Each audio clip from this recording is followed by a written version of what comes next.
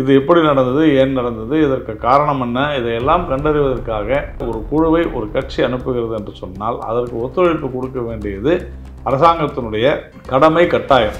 ஆனால் அவர்களை சந்திக்க கூட மறுத்தது என்பதுதான் கண்டிக்கத்தக்கதை தவிர அவர்கள் ஏன் வந்தார்கள் கேட்பதற்கு திரு மு.க. ஸ்டாலின் அவர்களுக்கு உரிமையே இல்லை. ஒட்டுண்ணியா பாஜக செயல்படுது அப்படிங்கிற மாதிரி ஒரு வார்த்தையை பயன்படுத்தியிருந்தார். ஒரு முதலமைச்சர் எப்படிப்பட்ட வார்த்தைகள் எல்லாம் பேசக்கூடாதோ அப்படிப்பட்ட வார்த்தைகள் எல்லாம் பேசுகிறார். ரத்தத்தை உறிஞ்சுவது யார்? திராவிட முன்னேற்ற கழகம் தான். இதுல எல்லாருக்குமே தாராளமா தெரியும். அவர் பாஜக குறித்து பேசுவதற்கு அவருக்கு என்ன தகுதி இருக்கிறது? இல்லை.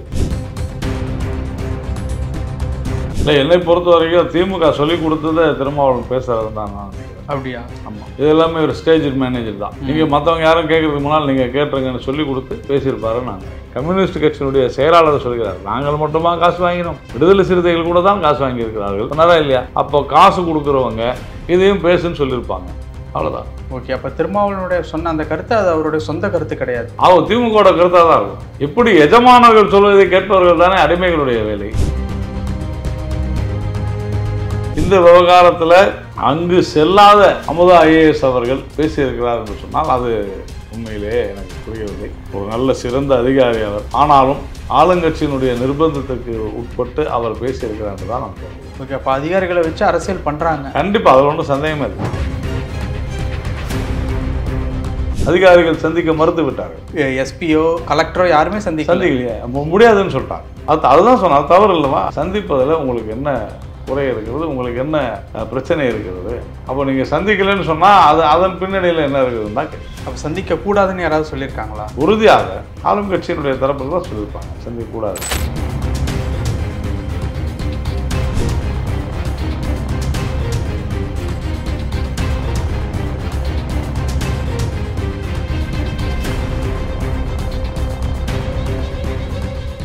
ரியல் ஒன் நேயர்களுக்கு வணக்கம். இன்று நம்மளுடைய நேர்காணலுக்கு பாஜகவின் தலைமை செய்தி தொடர்பாளரான திரு நாராயணன் திருப்பதி அவர்கள் இணைஞ்சிருக்காங்க. சார் வணக்கம். வணக்கம். சார், இப்போது சமீபத்தில் ராமநாதபுரம் அரசு விழாவில் முதல்வர் அவர்கள் பேசும்போது கரூர் பேரிடத்திற்கு 8 பேர் கொண்ட எம்பி குழு வந்திருந்தாங்க.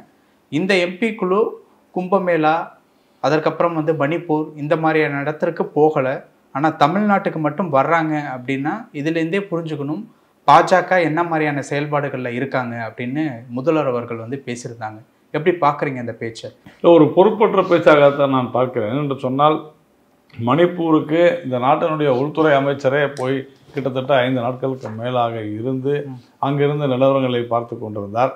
அதே போல அங்கு பாராளுமன்ற உறுப்பினர்கள் குழுவும் சென்றது என்பது கூட அவருக்கு தெரியவில்லை என்பதுதான் வருத்தமாக இருக்கிறது. கும்பமேளாவை பொறுத்தவரையில் கிட்டத்தட்ட இந்த நாட்டில் இருக்கக்கூடிய பாதிக்கும் மேற்பட்டவர்கள் கும்பமேளாவுக்கு சென்றிருந்தார்கள். எல்லா எம்பிக்களும் சென்றிருந்தார்கள். அதனால் போகலைன்றதெல்லாம் இல்லை. இங்கு ஏன் இவர்கள் வருகிறார்கள் என்று கேட்பதற்கு அவருக்கு உரிமையே கிடையாது. யார் இவர் இப்படி கேட்பதற்கு? ஒரு கட்சி, ஒரு ஆளும் கட்சி, ஒரு தேசிய கட்சி தன்னுடைய உறுப்பினர்களை, பாராளுமன்ற உறுப்பினர்களை அவர்களை நியமித்து ஒரு மிகப்பெரிய ஒரு இதுவரையிலும் நம்முடைய அரசியல் வரலாற்றில் நடக்காத ஒரு விஷயம். எந்த ஒரு அரசியல் கட்சியாக இருந்தாலும் இந்த அளவிற்கு ஒரு 41 பேர் உயிரிழந்திருக்கிறார்கள், 200க்கும் அதிகமானவர் காயமுற்றிருக்கக்கூடிய ஒரு பொதுக்கூட்டத்தில், அதுவும் பல லட்சக்கணக்கானவர் இருக்கிற பொதுக்கூட்டம் கூட இல்லை, சில ஆயிரக்கணக்கானவர் இருந்த ஒரு கூட்டத்தில் இது போல் நடந்திருப்பது என்றால் இது எப்படி நடந்தது, ஏன் நடந்தது, இதற்கு காரணம் என்ன, இதையெல்லாம் கண்டறிவதற்காக இனி இது போன்று நடக்கக்கூடாது என்பதற்காக ஒரு குழுவை ஒரு கட்சி அனுப்புகிறது என்று சொன்னால் அதற்கு ஒத்துழைப்பு கொடுக்க வேண்டியது அரசாங்கத்தினுடைய கடமை, கட்டாயம்.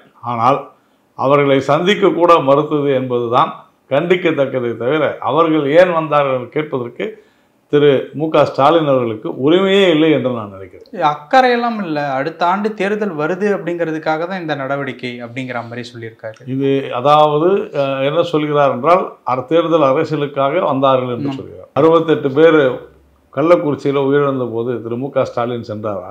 அல்லது 4 நாட்களுக்கு முன்னால் இங்கே எண்ணூர் தெர்மல் பவர் ஸ்டேஷனில் அனல் மின் நிலையத்தில் 9 பேர் நம்மை நம்பி வந்த அசாம் மாநிலத்தை சேர்ந்த 9 பேர் உயிரிழந்தார்கள். இங்கேருந்து சென்னையில் பக்கத்தில் இங்கேருந்து 10 நிமிஷத்தில் அவர் நினைத்திருந்தால் 10 நிமிடத்தில் ஸ்டான்லி மருத்துவமனைக்கு சென்றிருக்கலாம். ஏன் செல்லவில்லை?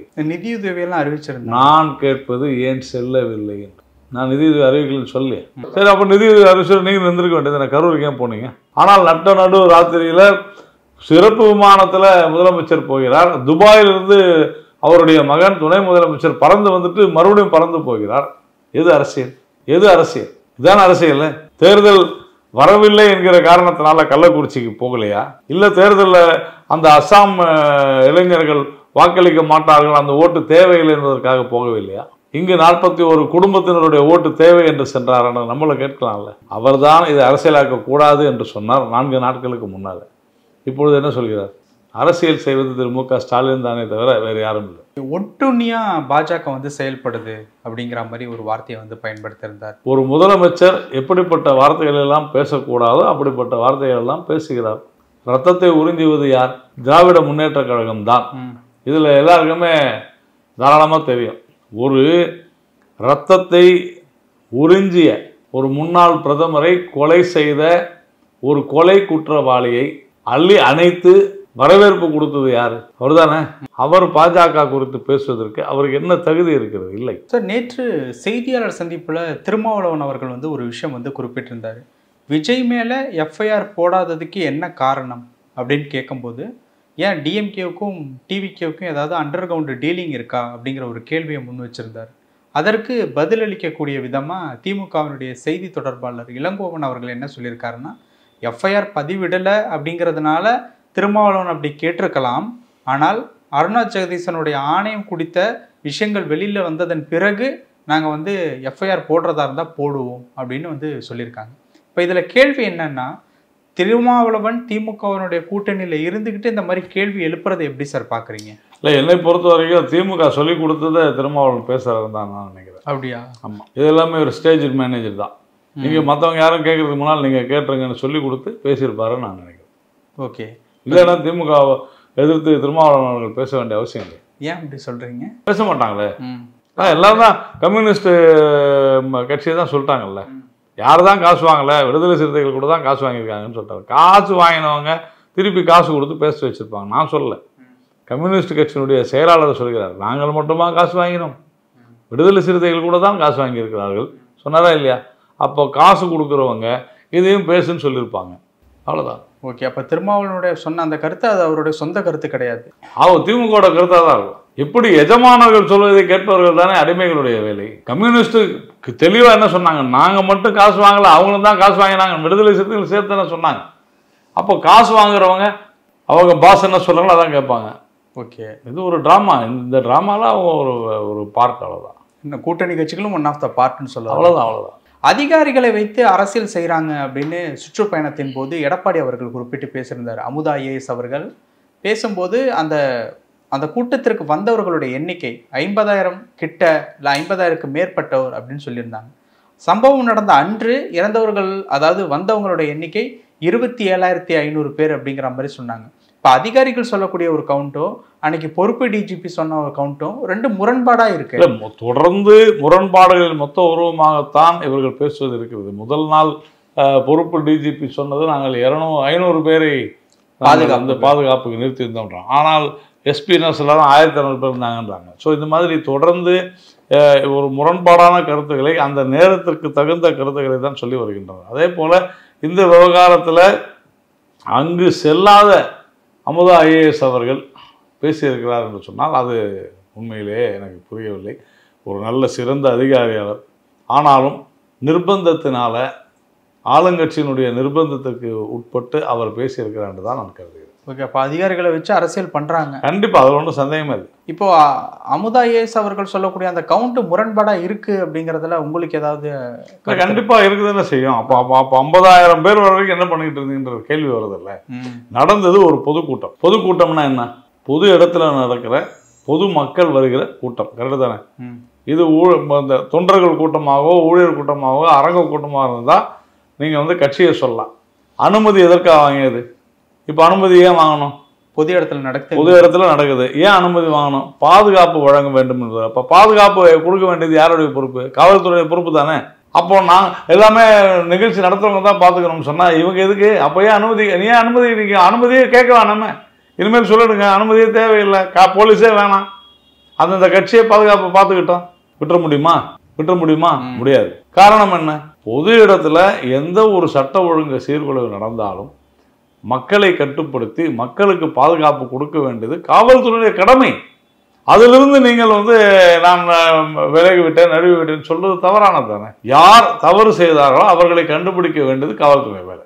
நாமக்கல்ல இருந்து கரூர் வரைக்கும் பின்னால வந்தவங்க எல்லாம் சேர்ந்துட்டாங்கன்னு சொல்றதுக்கு நீங்க எதுக்கு? அது பார்த்தாலே தெரியும். அப்புறமா நீங்க 40 கிலோமீட்டர் இருக்குமா நாமக்கல்ல இருந்து கரூர்? 40-45 கிலோமீட்டருக்கு 1 மணி நேரம் 1.5 மணி நேரம் ஆயிருக்கும் வர்றதுக்கு. அப்போ 1 மணி நேரம் 1.5 மணி நேரம் பின்னாடியே வந்துட்டு இருந்த போதே உங்களால அது கூட கண்டுபிடிக்க முடியாது. வயர்லெஸ் எதுக்கு வச்சிருக்கிறீங்க? நான் நீங்களும் வயர்லெஸ் வச்சிருக்கிறோம் இல்லையே. அப்போ உங்கள்கிட்ட எல்லா நிர்வாகத்தினுடைய மிஷினரி எல்லாமே, இயந்திரம் எல்லாமே உங்கள்கிட்ட இருக்குது. உங்களுக்கு இங்கே ஆல்ரெடி இங்கே ஒரு 20,000 பேர் இருக்காங்கன்னு தெரியுது, அங்கே ஒரு 10,000 பேர் வராங்கன்னு தெரிஞ்சா அதை எப்படி கட்டுப்படுத்துவது என்பதை நீங்கள் உணர்ந்திருக்க வேண்டும். ஒரு காவல்துறையானது இங்கே இருக்கிறவங்களுக்கு, கட்சிக்காரங்களுக்கு தெரியாது, ஆனால் காவல்துறைக்கு தெரியும். அப்போ நீங்கள் ஒன்று இந்த இந்த இந்த இங்கே வருகிற கூட்டத்தை தடுத்து நிறுத்தியிருக்க வேண்டும், அல்லது விஜய் அவர்களிடத்தில் சொல்லி இந்த மாதிரி இவ்வளோ பெரிய ஏற்கனவே அங்கே அவ்வளோ கூட்டம் இருக்குது, நீங்கள் இது வந்துச்சுன்னா பிரச்சனை ஆகும் அப்படின்னு சொல்லி கட்டுப்படுத்தி இருக்க வேண்டும். எதுவுமே செய்யாது நீங்கள் விட்டுட்டு அதுக்கு பிறகு நீங்கள் நாங்கள் பொறுப்பல்ல என்று சொன்னால் என்ன நியாயம்? இல்லை, எதுவுமே செய்யாமல் விட்டுட்டாங்க அப்படின்னா வேணும்னே விட்டுட்டாங்களா இல்லை ப்ரீ பிளானிங்? நான் அந்த மாதிரியான குற்றச்சாட்டுகளுக்கு நான் போக விரும்பலை. நீங்கள் வேண்டும் என்று செய்திருந்தாலும் வேண்டாமல் செய்திருந்தாலும் யாருடைய பொறுப்பு என்பது தான் நான் கேட்பது. இதற்கு யார் பொறுப்பேற்பது? ஒரு அமைப்பு என்பது இப்போ எங்களுடைய கட்சியில் கூட கூட்டம் நடக்கும். எங்கள் கட்சியில் இந்த மாதிரியான பேரணிகள் கூட்டம் நடக்கும்போது காவல்துறையினர் இருப்பார்கள். எல்லாம் ஒரு கட்டத்திலையும் காவல்துறையினர் இருப்பாங்க. எல்லாருக்கும் பாஸ் வழங்கப்பட்டிருக்கும், எல்லாமே செஞ்சுருக்கோம். அப்படி நாங்கள் செய்யலைன்னா கூட போலீஸ் கேட்பாங்க, நீங்கள் எப்படி, என்ன மாதிரியான, எவ்வளவு வழி இருக்குது, எல்லாமே காவல்துறை செய்வார்கள். அப்போ அந்த முன்னேற்பாடு நீங்கள் செய்யவில்லை என்று சொன்னால் தவறு தானே. ஒன்று, நீங்கள் கணிக்க தவறி விட்டீர்கள் எத்தனை பேர் வருவாங்கன்னு, இல்லைன்னா இவ்வளவு பேர் வருவாங்கன்றது அலட்சியமாக இருந்திருக்கு. 2 தானே விஷயமே. கணிக்க தவறு இருந்தால் இன்டெலிஜென்ஸ் ஃபெயிலியர், அதுவும் தவறு. கட்டுப்படுத்த தவறு இருந்தால் அதுவும் தவறு. உங்களுடைய நிர்வாகத்தில் கோளாறு. இவ்வளவுதான் விஷயம். இந்த சம்பவம் குறித்து சில பத்திரிகையாளர்கள் பேசும்போது, விஜயை பார்க்க வந்தவங்க விஜயை பார்க்க வந்த போது இறந்திருக்காங்க அப்படிங்கிறது விஜய்க்கு தான் அந்த செல்வாக்கு சரிவு, இந்த மாதிரியான விஷயங்கள் மைனஸாக அமையும். ஆனால் ரொம்ப ஆச்சரியமாக இருக்குது, இந்த விஷயத்தை பொறுத்த வரைக்கும் திமுகவனோட நேம் தான் டேமேஜ் ஆயிருக்கு அப்படின்னு சொல்லிட்டு சில பத்திரிகையாளர் சொல்றாங்க. இதில் திமுகன்னு சொல்றதோட அரசாங்கம் யார் இதற்கு பொறுப்பு அப்படின்னா காவல்துறை தான் பொறுப்பு. நான் அதான் முதல்ல இருந்தே உங்களுக்கு சொல்றேன். நீங்க ஒரு பேசிக் ஃபேக்ட் என்ன சொல்றாங்க, கூட்டம் நடத்துறவங்க தாவேகா தான், அவங்க தான் பொறுப்பு எடுக்கணும்.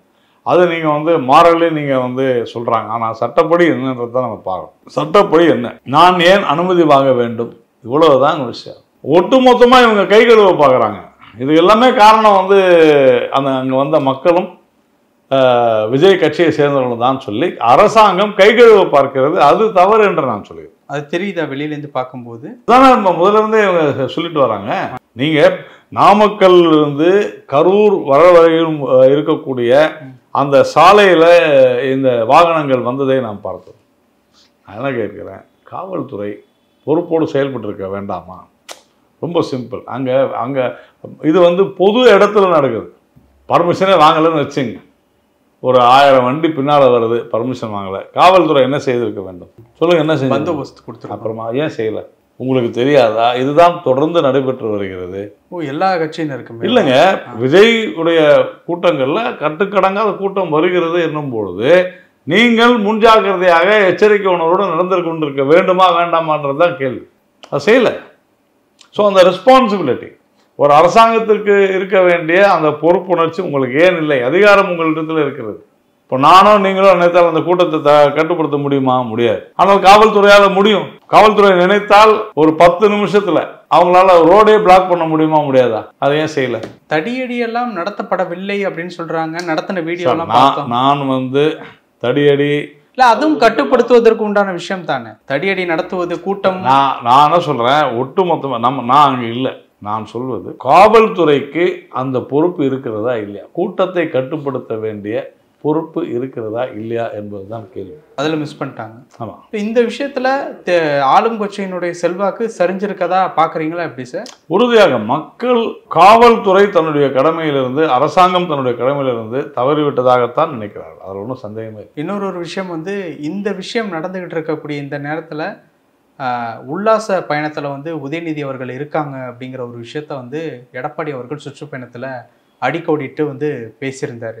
எப்படி பார்க்குறீங்க? அன்னைக்கு ஒரு நாள் வந்து ஆமாங்க, அதாவது துபாயிலிருந்து வந்திருக்கிறாரு. துபாயில் ஒன்றும் அலுவல் ரீதியான எந்த ஒரு விஷயமும் இருக்கிற மாதிரி நமக்கு தெரியல.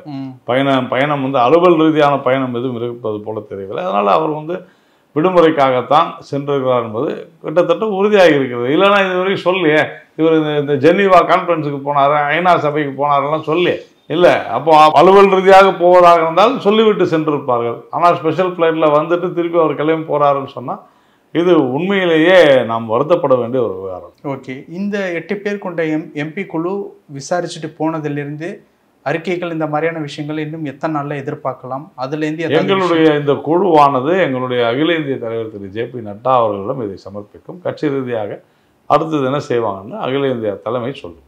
விஷயங்கள் ஏதாவது வெளியில கொண்டு வருமா? கண்டிப்பா எடுத்துட்டு வரோம். அது அதற்குண்டான நேரம் வரும்போது. ஏன்னா அவங்க போகும்போதே அவங்க என்ன சொன்னாங்க அப்படின்னா, விபத்துல பின்னணியில ஏதோ நடந்த மாதிரி இருக்குன்ட்டு தான் ஹேமா மாலினி அவர்கள் ஏர்போர்ட்டு போகும்போது சொல்லிட்டு போயிருந்தாங்க. ஸோ அப்படி இருக்கும்போது அவங்க கிட்ட ஏதோ ஒரு விஷயம் வந்து கிடைச்சிருக்கு அப்படிங்கிற மாதிரி. இல்லை, அதாவது ஃபர்ஸ்ட் ஹேண்ட் இன்ஃபர்மேஷன், அதாவது சம்பவம் நடைபெற்ற ஒரு 2 நாட்களிலேயே அங்கே சென்றிருக்கிறார்கள். பல பேருடைய கருத்துக்களை கேட்டிருக்கிறார்கள். அதிகாரிகள் அவர்களை சந்திக்க மறுத்தது என்பது துரதிருஷ்டவசமானது. அவர்களும் சந்தித்திருந்தால் ஒருவேளை எது சரி எது தவறு அதிகாரிகள் சந்திக்கலையா? சந்திக்கலையே. அதிகாரிகள் சந்திக்க மறுத்து விட்டார்கள். எஸ்பியோ கலெக்டரோ யாருமே சந்திக்கலையே, முடியாதுன்னு சொல்லிட்டாங்க. அதுதான் சொன்ன, அது தவறு இல்லவா? இப்போ எது அரசியல்? ஒரு மக்களுடைய பிரதிநிதிகள், ஒரு அரசியல் கட்சி, ஜனநாயக ரீதியாக ஒரு அரசியல் கட்சியினுடைய மக்கள் பிரதிநிதிகள் சந்திக்க வேண்டும் என்று கேட்கும் பொழுது சந்திப்பதில் உங்களுக்கு என்ன குறை இருக்கிறது, உங்களுக்கு என்ன பிரச்சனை இருக்கிறது? அப்போ நீங்கள் சந்திக்கலைன்னு சொன்னால் அதன் பின்னணியில் என்ன இருக்குதுன்னு தான் கேட்குது. அப்போ சந்திக்கக்கூடாதுன்னு யாராவது சொல்லியிருக்காங்களா? உறுதியாக ஆளும் கட்சியினுடைய தரப்பில் தான் சொல்லியிருப்பாங்க சந்திக்கக்கூடாதுன்ட்டு. ஆனால் அண்ணாமலை அவர்கள் பேசும்போது ஒரு விஷயம் வந்து சொல்லியிருந்தார், எஸ்பி கலெக்டர் 2 பேர்த்தையும் வந்து சஸ்பெண்ட் பண்ணணும் அப்படிங்கிற ஒரு. ஏன்னா நீங்கள் கள்ளக்குறிச்சியில் என்ன பண்ணீங்க? உடனடியாக எஸ்பியை வந்து சஸ்பெண்ட் பண்ணீங்க, மாற்றினீங்க, எஸ்பியை ட்ரான்ஸ்ஃபர் பண்ணீங்க. அதெல்லாம் ஏன் செய்யலைங்க? கடைகள்லாம் பூட்டினது அப்படிங்கிறது வந்து நான் கேட்கறது தாங்க. நீங்கள் அதையெல்லாம் அப்படியே ஒரு பாதுகாப்போடு நீங்கள் செய்யணும்னு நினச்சிருந்தா கூட எப்படி ஒரு நிர்வாகம் அங்கே இருக்கக்கூடிய மக்களுக்கு குடிக்க தண்ணி கூட இல்லாதபடி செய்வீங்கன்னு தான் நான் கேட்குறேன். ஒரே இடத்துல எல்லாரையும் லாக் பண்ணி, ஒருவேளை இவர்கள் குற்றச்சாட்டு தாவேக்காதான் அப்படி செஞ்சுட்டாங்கன்னு சொன்னா கூட நீங்கள் என்ன செஞ்சிட்டு இருந்தீங்க? அதான் நான் கேட்குறேன். இது ஒரு பொதுக்கூட்டம், மீண்டும் சொல்கிறேன், இது ஒரு பொதுக்கூட்டம். இது வெறும் தாவேக்காவினர் மட்டும் வரக்கூடிய கூட்டம் அல்ல. பொதுக்கூட்டம் என்பது பொதுமக்கள்.